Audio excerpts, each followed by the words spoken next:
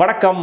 இந்த வாரம் ஒரு சில தமிழ் படங்களும் ரிலீஸ் ஆயிருக்கு. அதில் என்னுடைய அட்டென்ஷனை கொஞ்சம் ஈர்த்த படம் இந்த ஃபேமிலி படம். புஷ்பா 2 ஓவர்ஃப்ளோ க்ரௌட நம்பி ரிலீஸ் பண்ணாங்களா என்னன்னு தெரியல. பட் இந்த படத்திலேயே அப்படியான ஒரு மெட்டா மூமெண்ட்டை வர வச்சிருக்காரு இயக்குனர். அறிமுக இயக்குனர் செல்வகுமார் திருமாறன் தான் இதை டைரக்ட் பண்ணியிருக்காரு. விவேக் பிரசன்னா படத்தில் ஒரு முக்கியமான ரோலில் நடிச்சிருக்காரு. மற்றவங்களாம் ஃபேர்லி புதுமுகங்கள் ஆர் பெருசாக பிரபலமாகாத முகங்கள் அப்படின்னு சொல்லலாம். படத்துடைய கதை எங்கள் ஏரியா AAA வேறு நடக்குது. ஸோ இந்த படம் எப்படி இருந்துச்சு அப்படிங்கிறத தெரிஞ்சுக்கலாம். அதுக்கு முன்னாடி சேனலுக்கு சப்ஸ்கிரைப் பண்ணாதவங்க சப்ஸ்கிரைப் பண்ணுங்கள். வீடியோ எப்படி இருந்துங்கிறத கமெண்ட்டில் சொல்லுங்கள். லைக் பண்ணுங்கள், ஷேர் பண்ணுங்கள்.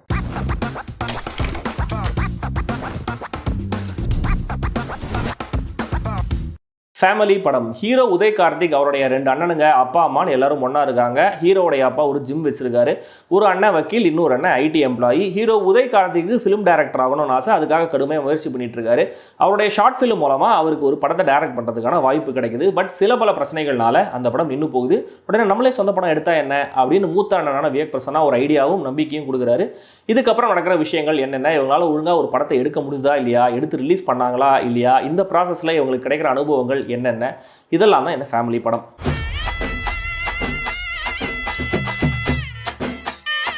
ஹீரோ உதய் கார்த்திக் அண்ணன் கேரக்டர்ஸில் நடிச்சிருக்கிற விவேக் பிரசன்னா, பார்த்தி, அப்பாவா சந்தோஷ், அம்மா ஸ்ரீஜா ரவி, தாத்தா கேரக்டரில் பட்டிமன்ற பேச்சாளர் மோகன சுந்தரம், ஹீரோ கேர்ள் ஃப்ரெண்டா சுபிக்ஷான்னு எல்லாரும் கதைக்கு தேவையான நடிப்பு கொடுத்துருக்காங்க.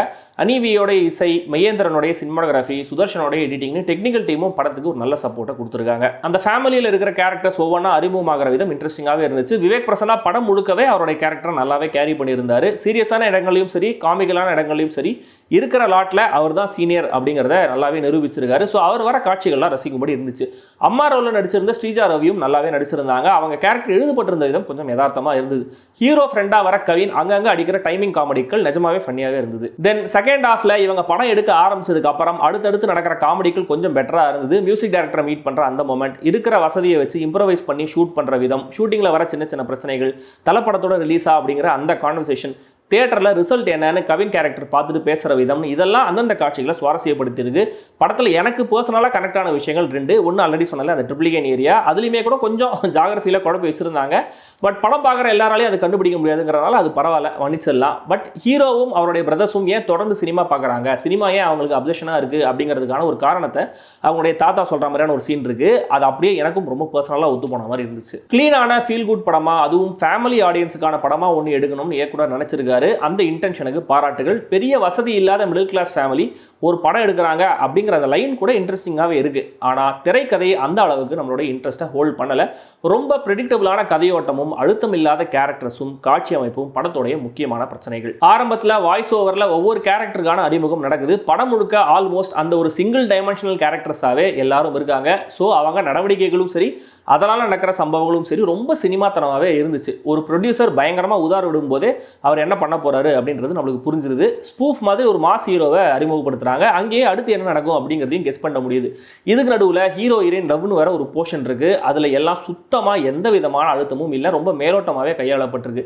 அதனால் வர ஒரு கான்ஃப்ளிக்ட்டும் கூட இயல்பாக ஃபீல் ஆகலை.